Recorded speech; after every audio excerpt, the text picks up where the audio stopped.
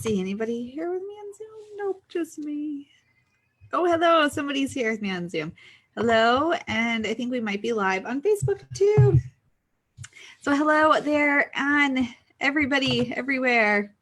Let's see here. I'm just singing. I probably shouldn't be singing. It's not one of my stronger things about me. So hello, everybody. Welcome to our next tarot class. I'm Mary on Facebook. I'm Sarah, founder of the Sisters Enchanted, where it's our mission to make magic mainstream. And I'm here as part of our 21-day tarot takeover series, where we are taking over our Facebook group and talking all things tarot for 21 whole days. And yeah, so far we have had live classes on, what have we talked about so far? We talked about, I don't remember, we talked about we talked about tarot journaling. We talked about using your intuition. We talked about the cards during the last chat, the major and minor arcanas. And today we're going to talk about spreads, using different spreads for your tarot reading. And yeah, so remember, you can ask me questions as we go along in the comments, both on Zoom and on Facebook. And yeah, so while we wait and see if some more people are going to join us or not today, what's today? Today's a Tuesday, middle of the day here on the East Coast. So we'll see who can all join us or who can't. I suppose I could shuffle my cards now. They're still in order from our chat the other day. Like I said, I'm Sarah, founder here at Sisters Enchanted, in case you don't know me. I have been reading tarot for 17 years. And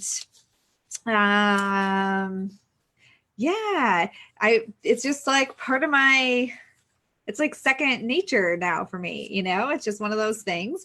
I'm not a huge tarot deck collector. Some people are. My sister Anna, who's one of the other people behind the Sisters Enchanted, has, I think, over 100 tarot decks. I'm more basic. I'm like, what works for me? And that's what I'm going to go with. So everybody's welcome here, no matter what stage you're at, or what kind of tarot cards you have. You are welcome here in this group and as part of our 21-day tarot takeover. Okay, so the homework over the last few days is pretty intense. There was a lot to do. You definitely don't have to do it all at once or anything. I'm just assigning the homework obviously as we go and to fit along with the videos. So you can always hop back and fill in the blanks whenever you are able to. Well, hello everybody. Hi, Hilda. Hi, Jen. Jen, I'll see you in a few days. Hopping a plane and coming on out. I'm in a desperate panic trying to pack. I'm a last minute sort of person. Those of you who don't know, we're hosting a live event just outside of Salem, Massachusetts, and we are headed into Salem for some tours and shopping and things, and we're having a Maven day where we're doing different activities and dinner and all sorts of cool stuff. So I'm trying to get all of our witchy supplies together on top of packing myself, which is not coming together quickly. All right, so let's talk about spread crafting and using spreads in your tarot readings. Okay, so when you purchase a card deck, usually it comes with that little white book, sometimes a bigger book, and they usually have some suggested spreads in them. So what the spread is it's a way to sort of guide your higher self, guide your intuition. What's cool about using you guys, anybody who, we're going to probably open up registration for next year's Salem trip sometime soon. Let's keep your eyes peeled.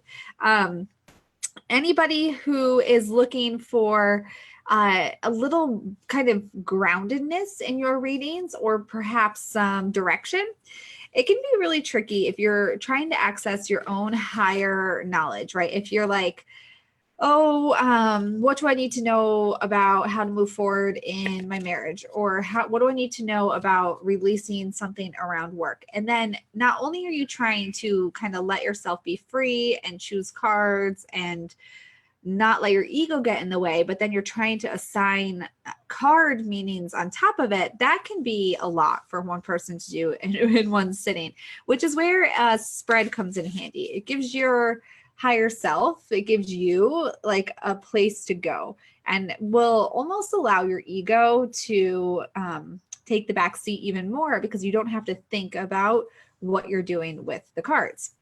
So I do, especially when I read for others, pull cards intuitively without a spread. I tend to actually do that more than use a tarot spread. If I'm reading for myself, which I don't actually do that often, I do definitely use a spread, because my ego is like, when it comes to me, my ego gets way in my own way and interferes with my thinking processes for sure. So those are some reasons why you might want to use a spread, or situations in which you might want to. So the spreads in the little book are typically written by the author of that deck guidebook, or whatever, whoever wrote it, right? Some of them are universal, something like the Celtic Cross, which you'll see frequently. You'll see that in tarot books, online websites, like blogs, videos, whatever. The Celtic Cross, to my knowledge, nobody really knows like where it was written or anything. I think the common thought is that it originated with the original tarot deck that Rider-Waite, the deck that was created in the early 1900s, and that it just kind of came along with that and is still used today. So that's something that you might hear. You might see the Celtic Cross spread. It's kind of the one that's in most typical tarot books that come with a tarot deck. And yeah, so that's kind of why you'd want to use a spread, why you might not want to use a spread, what they're all about. And again, just to highlight, I think that it's a really good way to keep your ego in check even more if your ego does tend to do a lot of talking to you, or if you have a hard time separating your ego from your higher self, especially when you're reading for yourself, because having the placements of the cards, the significance of those placements already chosen for you, it's one less thing that you have to think about. Whereas if you are trying to figure out like, what does this next card mean, while you're also trying to dig into the intuitive meaning of the card, you have two different brain processes going there, and it's just a lot of stuff happening, which is why a spread might be good. And then in contrast to that, if you're reading for somebody else, or maybe you are reading for yourself and you just feel the flow, you feel in the flow and you feel intuitive, then maybe you don't need the spread. Times that I don't use a spread, typically for me, if somebody has a general question, they don't have a specific question, maybe they're like, oh, I don't know, just see what comes up. Then, I might just pull like 3 cards. Let me just grab some as an example. I might just pull 3 cards, and obviously I need to shuffle them again. And just look at them together and say like, okay, so these 3 together are speaking to me about this energy surrounding your life right now. So let's look more at this. Why is this energy, or like what's bringing this energy into your life? And then pull, another card. So you can read intuitively just based on starting with like, all right, well, so what's the energy we need to see right now? What's the thing that needs to be conquered? And then branch off from there. But again, if you're reading for yourself, that can get tricky when you're balancing your own ego plus trying to decide what the cards mean along the way, which is where a spread comes in really, really handy. So Natasha's saying in the comments, best part is I felt this pull to them, this energy connection. First time I felt it for tarot. Yeah, Natasha posted in one of the groups her new card deck, and she like actually felt like, oh, this is it. This is my card deck, which is something that a lot of people really are like looking for that connection, and Natasha found it. So that's awesome. All right. So, so let's talk about this spread thing a little bit more. I'm just going to pull up the homework PDF that I put in the email. We could talk about that. Okay. So here's a strategy to get to know your cards and use different spreads at the same time. So Samantha on Zoom was saying, love how I have the exact deck as yours. Yeah, this is my teaching deck. It's the one I use for all of the teaching things. I also read with it sometimes. What's interesting is that I have the same deck, but I have the Rider-Waite-Smith one. So the illustrations are like the colors are a little bit different, but it's the same exact illustrations, just the coloring is a little different. And I use that one most often for readings, but I teach with this one for some reason. So Adelina wants to know if you can create your own spreads and how. Yep, I will talk about that in like 5 minutes or less. Okay, so first let's talk about using different spreads to get to know your cards. And this is one of the homework assignments for you, not for today, but for tomorrow's. So what you would do, and I recommend doing it with a 3-card spread. So for example, so you begin with a spread like past, present, future. Easy peasy, really common. So if we did that and we use these cards, I would look at the Knight of Swords as my past, the Lovers as my present, and the Hierophant as my future. And then you can read this, read the cards that way. So what does that say about that? And then keep the same cards, but change the meanings of the layout. So maybe do something like mind, body, and spirit. Or what were some of the examples I gave you? What to release, what to retain, and what to rejoice about. What your ego is telling you, what your subconscious is telling you, and then the action to take. And so the idea here is that you're keeping the same cards, but you're changing the position meaning. And then in doing that, you're exploring how you would read these cards differently. And the idea isn't to give yourself a reading in this. It's just an exercise to get to know cards better, get to know how you would interpret them differently based on different positions in a reading and different meanings for those positions. And that's just another way to peel back layers of the card meanings and become an even better reader. All right, let's see here on Zoom. Hi, Terry. The Rider-Waite and Crowley deck. Now, the one that I have, it's the Smith one. Pamela Coleman Smith was the illustrator, but her name is not on the deck ever. It's just called the Rider-Waite deck. But they recently, in the past 2 years or so, I think 3 years maybe, released a commemorative edition of this deck with just the colors are more true to what they probably were when it was originally published, and they put her name in it. So it's the Rider-Waite Smith commemorative edition, since her name was not in it. So thanks, Christina. Okay, so that's one thing to do with spreads. It's how to, just see how the cards would change. Because if you have these 3 cards and you're looking at past, present, future, it's going to mean something completely different than if you're looking at like, what's my ego saying? What's my subconscious saying? And what action should I take? That's going to be entirely different than past, present, future, even though they're the same cards. So that's a really good exercise to do. And it's easy to do with 3 cards, right? Because we actually, in one of our tarot classes, we have a whole ebook on different 3-card spreads, and you can just probably find like tons online too, and change them up and look at that. All right, so Adelina asked a really good question about creating spreads. So yeah, you can totally create your own spreads. One cool way to do this, and I think it's in the homework too. Let me, oops, I lost it. Where's the homework page? I think I put it on here for today's Tuesday, one's for Thursday's homework. Yeah, Thursday, try and create your own spread. So let's talk about that. When you're creating your own spread, it's really helpful to start with like a topic or a theme or something you want to explore. So if you're doing a spread around like love or money, or like we have Mabon coming up, the autumn equinox. If you're doing it around that, around like happiness, whatever. You can even do it on like silly topics like The Simpsons. You could have like a Simpsons spread. Like, what would Marge say? What would Bart say? You could make it silly. You could make it serious. It could be really serious, really silly, totally up to you. But start with like an idea, kind of, what's the topic or what's the theme of this spread. I do recommend sticking to 5 or fewer cards, just because beyond that, it can be hard to manage like what's going on, the different meanings, the different layers, especially in the beginning. And then like track the journey of what you want to see happen in this spread. So if maybe you're doing like a spread around love or something like that.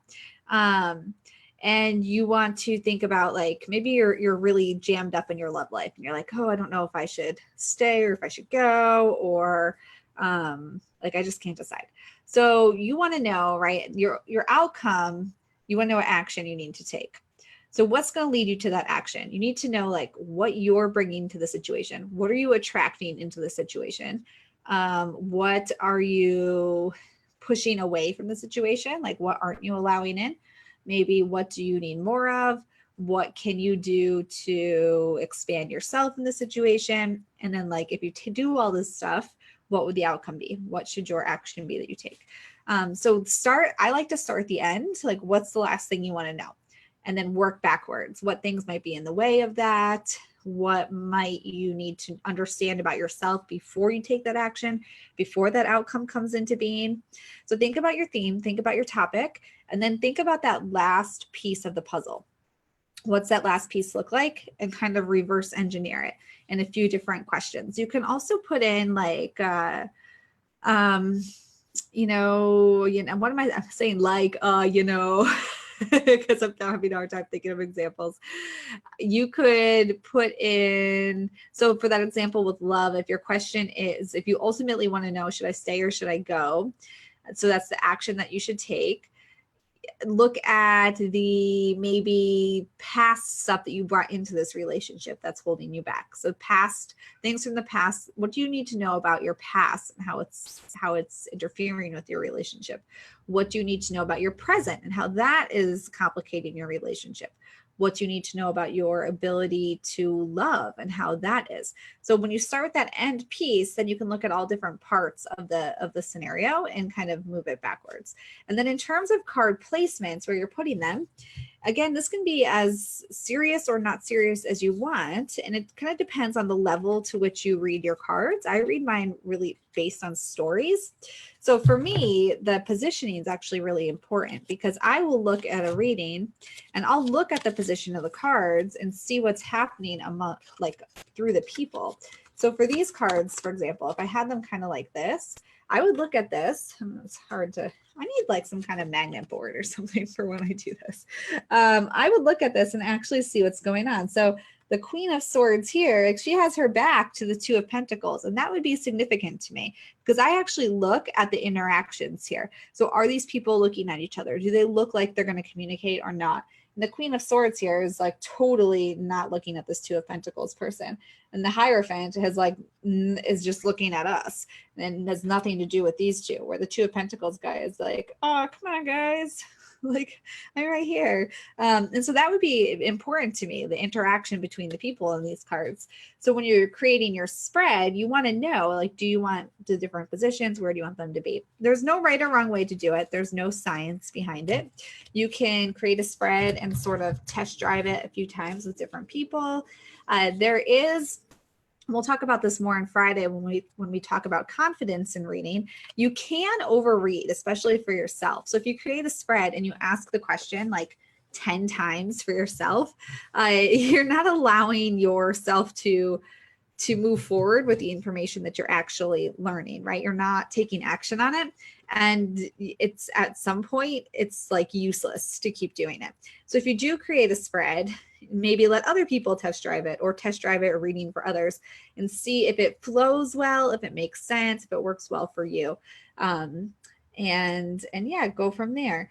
So it can be as easy as just creating like a 3-card spread. It can be as complicated as really defining the different pieces, looking at like what cards go on the bottom, what would be the foundation of this issue. So again, with that idea of a love spread, maybe you on the bottom, you pull like 3 cards first or something, and it's like your childhood stuff, your inner shadow stuff, things that you brought into the relationship, because those are all things that's the foundation. And then maybe you have a card above that is like, how this is, how all of these things are impacting your relationship now.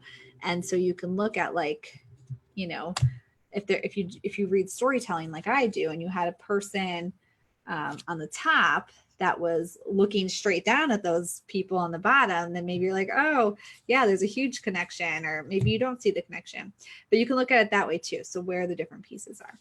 And that is your challenge for, I already forgot what I said, for Thursday. That's your challenge for Thursday, is to create a spread of your own as quickly, or as it can be as uncomplicated or as complicated as you would like it to be. It's totally up to you. There's no right or wrong way to do this. You can also you can go online like Pinterest. Even we had if you go back through our group and search tarot spread, you'll probably find a bunch that come up. We have a bunch of different ones, like a 6-month goal setting one. We had a retrograde one recently. We have some for different moons, and you can find some in there, but you can find them all over the internet and in any of the tarot books that you have. You probably, or the little booklets that come with your cards, there's probably a whole bunch in there as well that you can use and start practicing and investigating what different spreads might work for you. It's totally the case too that you might stumble upon a spread that really doesn't resonate with you, and that you're just like, don't get a huge, like this intuitive energy where you're like, oh, I'm on fire, I was born to do this. You might get a spread that's like, doesn't make you feel that way. And that's totally okay too. You can still do the reading, or you can just be like, oh, this isn't really, I don't get it. I don't get what the positions are, and then move on to another one. That's totally fine too. So Adelina's asking, but if you're pulling cards, it doesn't matter if you pull them and lay them in order from 1 to 5 rather than in the shape of a heart. It still doesn't change the intention of the cards. No, not at, yeah, exactly. What you're saying is true. If you just want to pull them like 1 through 5 in a row, that's totally fine. I think that the shape of the cards, it's only significant if you read them more in a story, like a storytelling fashion, like I said. So for me, it's kind of, if anybody here reads Lenormand, you look at where the different parts of the cards are. And that's part of how I read tarot personally, is where the cards are actually. So who's looking at who's not communicating at all, where are the different swords and wands and things. Sometimes in a reading, if I find that there's like a lot of swords kind of in one area, and then there's like, no pattern in the other, I'll look at that and I'll say, it seems like in this area, like there's a lot of negative thought pattern going on, or there's a lot of overthinking happening, where you're not thinking about this. So for me, occasionally the spread really is helpful. But again, when I read for myself, I typically use spreads. When I read for others, I don't usually. I usually just start with a general, let's see the energy, and then I move from there. And I still do that though, where I look at where the placement is. So the placement of the cards can be helpful if you read storytelling like that. If you don't necessarily read storytelling, then it wouldn't really matter so much. But the meaning of the card, I think, is what you're asking. Like if you're doing past, present, future, for example, it won't matter if you do it 1, 2, 3, so they're all in a row like this, past, present, future. It's going to be past, present, future, whether you do it this way or like this way. It'll still be past, present, future. Yeah, no, you don't have to get too hung up about the shape of the spread, for sure. For sure. Don't worry about that so much. So any other questions I can answer for anybody about creating a spread, or about using different spreads, or anything at all like that? It's an easy class today, an easy short video for you. And yeah, so some people I see, I'll just talk about this a little bit more, the Celtic cross spread. And some people will, like a brand new tarot card reader might give that one a shot, because it's always in that little white book, and then feel really bogged down. If you're doing a reading that has more than 5 cards, even for like a seasoned reader, it can be really helpful to have a pen and paper handy and keep track of which cards are which position and mean what to you. Particularly when you read intuitively and you don't use a spread, it can be really, you can quickly forget like what card you put where. So if you are a new reader, and if you're not, if you've been reading for a while and you're doing like a really big spread with a lot of cards, it can be really helpful to have a pen and paper so you can keep track of what your connections are, what ideas you had as they came up for you. Super, super handy to do that. And it's not like a newbie thing at all. When I read for others, I always have a piece of paper and a pen handy, because when I keep adding on cards and layering, I can forget like why I pulled this other card to begin with, or if I want clarification on it later, if I can't even remember what the card originally was about, that's not very helpful. So yeah, let's see here. Misty says that she's a writer, and when I need to brainstorm, I like to do a spread for my main character. Yeah, that's awesome. That's a great tool for tarot. Let's see. Hi, Paula. Jenny asks, what about getting a lot of reverse cards in the spread? So that goes back to, so we talked about this, I think, on the first class, but it goes back to kind of how you read reversals. So if it's for you, reversals are like a big block in that area and you have a ton of reverse cards, then I would say that you probably are experiencing a big block, like it's just screaming at you that you're completely shut off to this thing, or that you have a lot of work to do to flip it around, right? Let me just check over in Zoom because I do have a question in there. Samantha says, what method of shuffling layout do you prefer? I always do 3 piles, mother, maiden, crone. What am I wrong with this? Now, there's no right or wrong. You can do whichever feels best for you. And I honestly switch it up. It's kind of just whatever feels right. So sometimes I choose from the top. Sometimes I choose sort of from the center and I just like pick a card. But yeah, you can shuffle and choose cards in any way. There is no right way to do it and no wrong way. So Jennifer says Celtic Cross is way too much for me. I made a tablecloth that I wrote positions on and it helps. Yeah, it's a lot of cards, And Hilda says, I tried the 12 spread, it confused me, but I loved the challenge. Yeah, and you know what, sometimes too, particularly if you're reading for yourself, I suppose, and you can leave your cards out and like think on them for a little bit, that can be helpful. Whenever I'm doing a Lenormand reading, I have to have a big space where I can leave the cards for a while because there's so many bits and pieces that come into that. But when you're reading for somebody else on the fly, you know, you don't always have that room, or that time to come back to it. Adelina likes to shuffle until the cards fall out. And Kimberly likes the smaller the better also. Yeah. Christina has been seeing everyone with crystals in their readings. I'm new to crystals. What would be a good starter for basic necessary crystals for readings? Okay, Christina, so you totally don't need crystals to read. Crystals are an amazing tool and have risen in popularity like 1 million fold over the last probably 4 years. You can just as easily use nothing or use natural elements from the earth. But if you do want to use crystals, the kind of all-encompassing like catch-all ones would be clear quartz. And I don't have most of my crystals. I packed most of them up for our, well, not most of them, but I was packing some for our Salem event that we have going on. So let me see what I have here with me.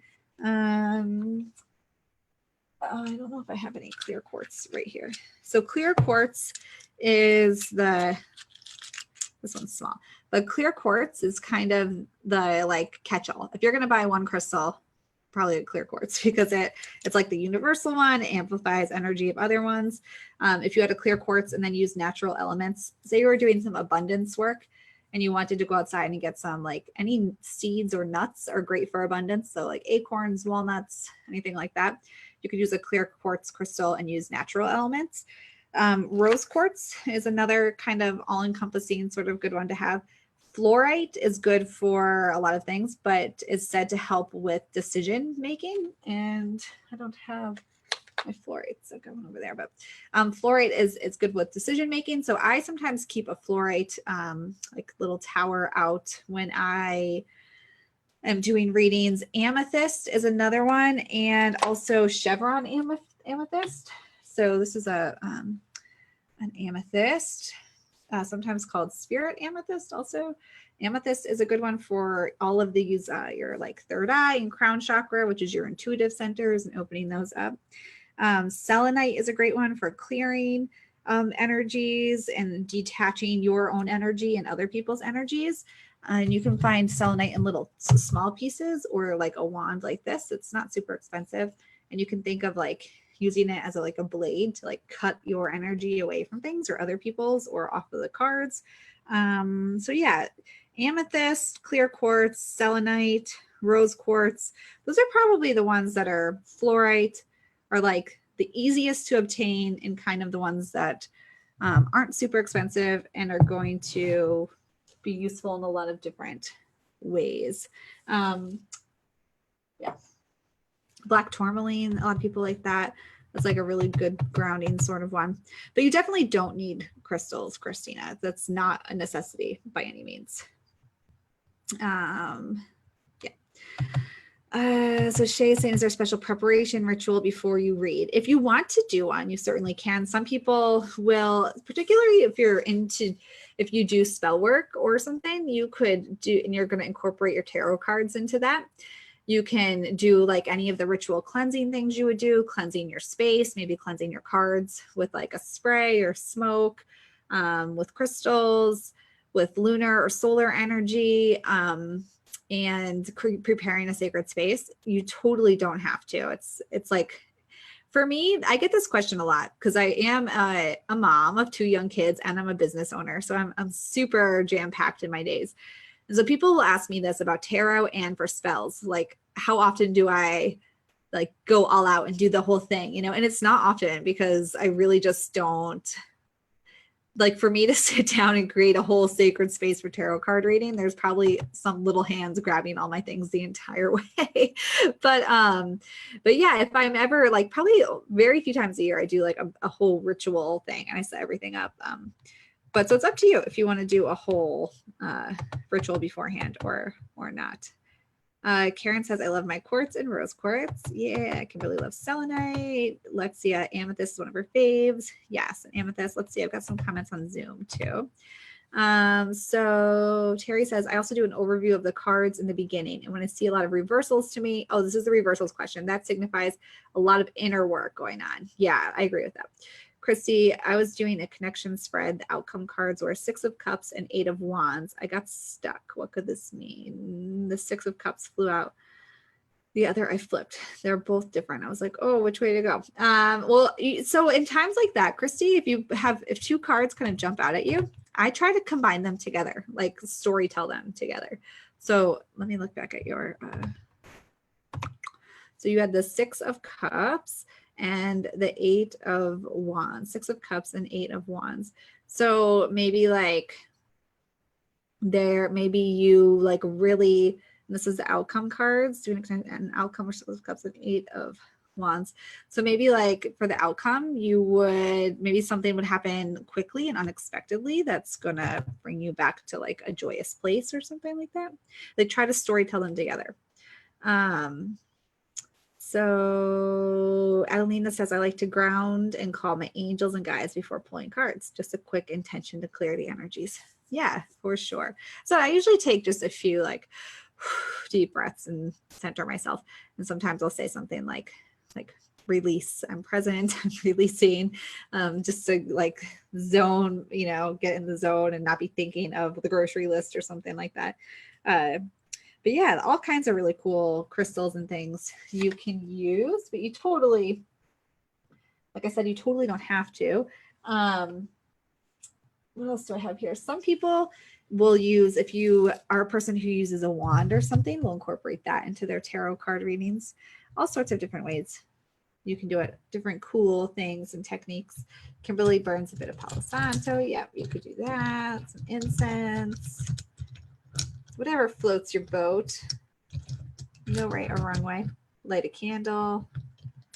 I had this like citrine stuck down in this little cauldron of crystals.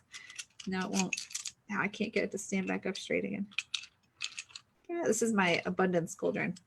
There's some green calcite, some pyrite, some citrine. There's some coins in there. Green aventurine, some black pyrite, tiger's eye, a bunch of clear quartz. Now it's all discombobulated. So any other tarot questions I can answer for anybody while we're here? Lexia likes to sage first or burn frankincense. Yeah, all that cool stuff. Really, like, there's no, and this is something I always say too, if you're ever find yourself in the presence of somebody that's like, you have to do this thing, to me, that's always a sign to like not do that, because there's no right way to do anything. There's no right way. And it's really just about what works for you, which is what's important. So, all right, cool. Well, then I guess we'll leave it at that. Shorter class for you today.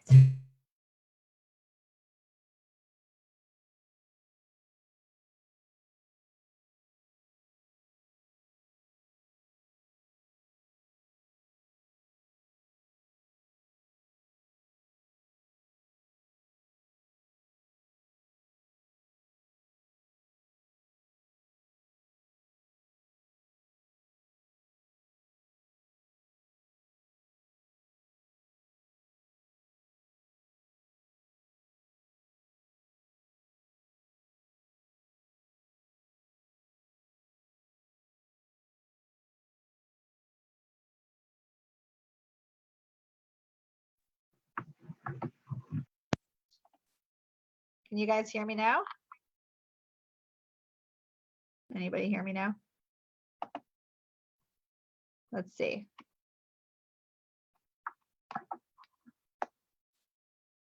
Can you guys hear me now? Oh, okay.